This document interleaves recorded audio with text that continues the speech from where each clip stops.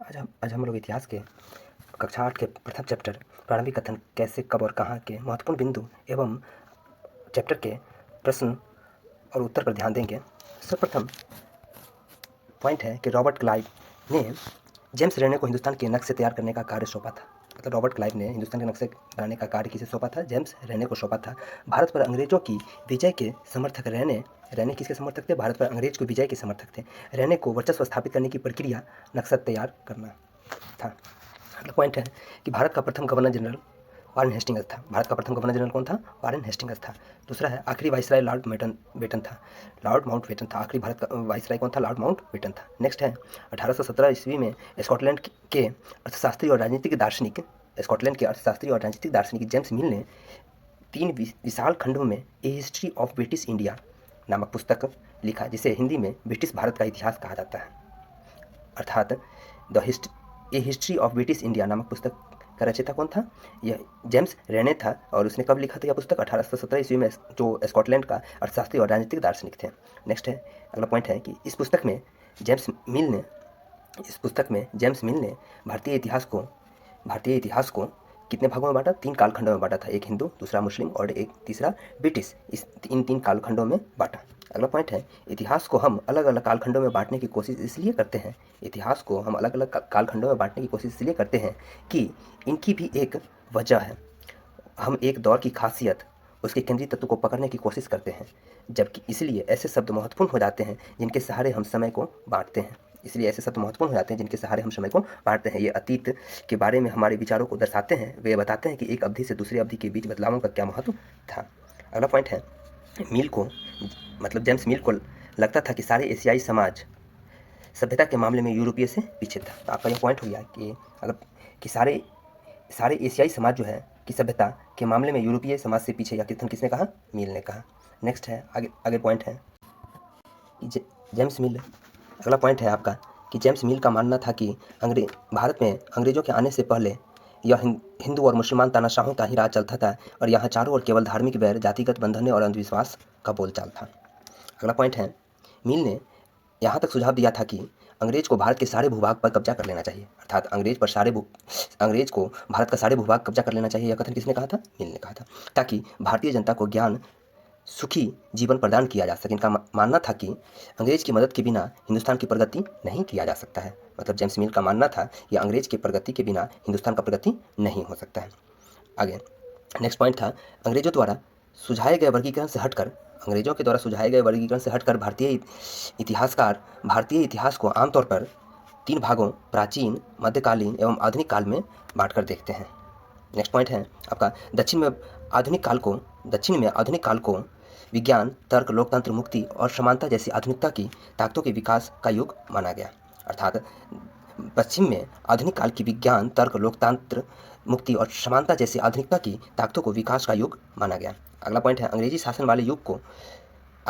वाले युग को इतिहासकार औपनिवेशिक युग भी कहते हैं। भारत में जब तक अंग्रेज शासन काल किया उसको औपनिवेशिक युग भी कहा जाता है भारतीय दृष्टिकोण से। नेक्स्ट पॉइंट है, अंग्रेज ने भारत को जीता और अस्थायी नवाबों और राजाओं को दबाकर अपना शासन स्थापित किया। उसने अर्थव्यवस्था एवं समाज पर नियंत्रण स्थापित किया। सभी खर्चों के लिए भारतीयों से राजस्व वसूल किए।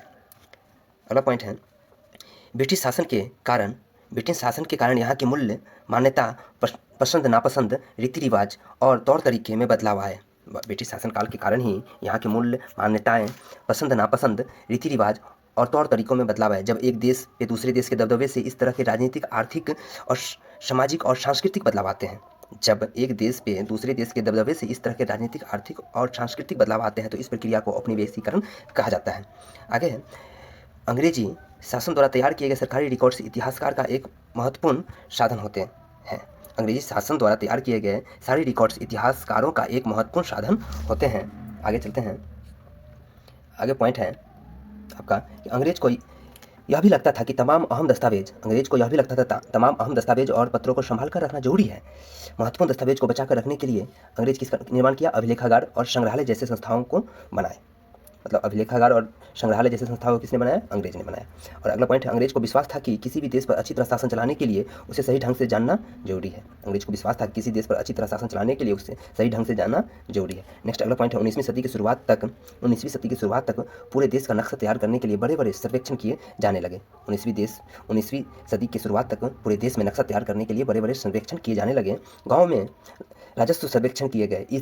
इन सर्वेक्षणों में धरती की सतह, मिट्टी की गुणवत्ता, वहाँ मिलने वाले पेड़ पौधे और जीव जंतुओं तथा स्थानीय इतिहासों व फसलों का पता लगाया गया था। अगला पॉइंट है, जनगणना के जरिए भारत के सभी प्रांतों में रहने वाले लोगों की संख्या, उनकी जाति, उनके इलाके और व्यवसाय के बारे में जानकारी इकट्ठा की जाती थी। इनके अलावा वानस्पतिक सर्वेक्षण, प्राणी वैज्ञानिक सर्वेक्षण, पुरातात्विक सर्वेक्षण, मानव शास्त्रीय सर्वेक्षण, वन सर्वेक्षण आदि कई दूसरे सर्वेक्षण किए गए थे। मतलब अंग्रेज भारत में जनगणना की शुरुआत जो है अंग्रेज ने ही किया था, जो 10 वर्षों के लिए होती है जनगणना। और उसमें किस जनगणना में किस चीज़ का ध्यान रखता था? लोगों की संख्या, उसकी जाति, उसके इलाके और व्यवसाय के बारे में जानकारी इकट्ठा किया जाता था। आगे पॉइंट है, जैसे जैसे छपाई की तकनीक फैली, अखबार छपने लगे, विभिन्न मुद्दों पर जनता में बहस भी होने लगी। जैसे जैसे तकनीक की मतलब छपाई की तकनीकी फैलने लगी, अखबार छपने लगे और विभिन्न मुद्दों पर जनता में बहस भी होने लगी। नेताओं और सुधारकों ने अपने विचार को फैसले लेने के लिए, कविताएं और उपन्यासकारों ने अपनी भावनाओं को व्यक्त करने के लिए लिखा। आगे है, अब अभ्यास का इंपॉर्टेंट पॉइंट समाप्त हो गया। अब प्रश्न चैप्टर का अभ्यास प्रश्न देखेंगे। सर्वप्रथम आपका पहला प्रश्न है, सही और गलत बताएं। प्रश्न संख्या 1 में सही और गलत बताना है आपको। सही और गलत। पहला प्रश्न है, जेम्स मिल ने भारतीय इतिहास को हिंदू, मुस्लिम, ईसाई 3 खंडों में बांट दिया था। अर्थात यह कथन आपका गलत है, क्योंकि आपको पता है कि जेम्स मिल ने भारतीय इतिहास को कितने कालखंडों में बांटा? 3 कालखंडों में बांटा था। और उसमें पहला था हिंदू, दूसरा मुस्लिम और तीसरा ब्रिटिश था। अगला पॉइंट है, आपका प्रश्न है, सरकारी दस्तावेजों से यह समझने में मदद मिलती है। सरकारी दस्तावेजों से यह समझने में मदद मिलती है कि आम लोग क्या सोचते थे। यह भी कथन आपका गलत है, क्योंकि सरकारी दस्तावेज से अंग्रेज को यह लगता था कि हम शासन कैसे चलाना है हमको। आम लोगों से उसे चिंता नहीं थी, और वह कहाँ से व्यापार कर सकता है, कहाँ, और बाद में किसी भी प्रकार की जो वाद विवाद होगी उससे निपटारा करने के लिए अंग्रेजों ने सरकारी दस्तावेज बनाए थे। अगला प्रश्न है, अंग्रेजों को लगता था कि सही तरह शासन चलाने के लिए सर्वेक्षण महत्वपूर्ण है। तो यह कथन आपका सही है। आगे है, अगला प्रश्न है, जेम्स मिल ने भारतीय इतिहास को जिस तरह कालखंडों में बांटा, उसमें क्या समस्याएं हैं? तो सर्वप्रथम इसका उत्तर होगा, जेम्स मिल ने भारतीय इतिहास को निम्नलिखित 3 कालखंडों में बांटा। पहला हिंदू कालखंड, दूसरा मुसलमान कालखंड, तीसरा ब्रिटिश कालखंड। और इसको बांटने में इनमें निम्न समस्याएं थी। पहली समस्या है, किसी भी युग को केवल उन शासकों के धर्म के हिसाब से कालखंडों में नहीं बांटा जा सकता है। अर्थात यह जो बांटा था जेम्स मिल ने जो कालखंड में बांटा, भारतीय इतिहास को 3 कालखंडों में बांटा था, तो उसमें ऐसा नहीं बताया जा सकता कि किसी भी शासक के शासनकाल के दौरान कोई भी धर्म का महत्वपूर्ण ज़्यादा था। उसने सब धर्म को समानता से देखा था। तो इसलिए पहला इसमें जो समस्याएं थी कि किसी भी युग को केवल उस समय के शासकों के धर्म के हिसाब से कालखंडों में नहीं बांटा जा सकता है। दूसरा त्रुटि था, यह दर्शाना चाहते थे कि ब्रिटिश शासन से पहले भारत जाति धर्म के नाम पर बटा हुआ था। अगला तीसरा पॉइंट था, जबकि प्राचीन युग के शासकों का कोई धर्म नहीं था। अगला प्रश्न है, प्रश्न संख्या 2 है, अंग्रेजों ने भारतीय दस्तावेजों को किस तरह सुरक्षित रखा था? इसका उत्तर होगा, अंग्रेजों ने भारतीय दस्तावेज को संग्रहालय और अभिलेखागार बनाकर सुरक्षित रखा। अगला प्रश्न है, प्रश्न संख्या 3 है, इतिहासकार पुराने अखबारों से जानकारी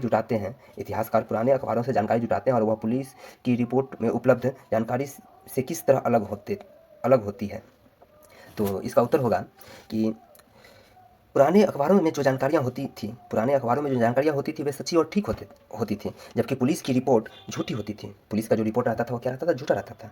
पुलिस जो है, चूँकि पुलिस पर तो उस समय अधिकार किसका था? अंग्रेजों का था। अंग्रेज जैसा चाहता था वैसा पुलिस लिखता था।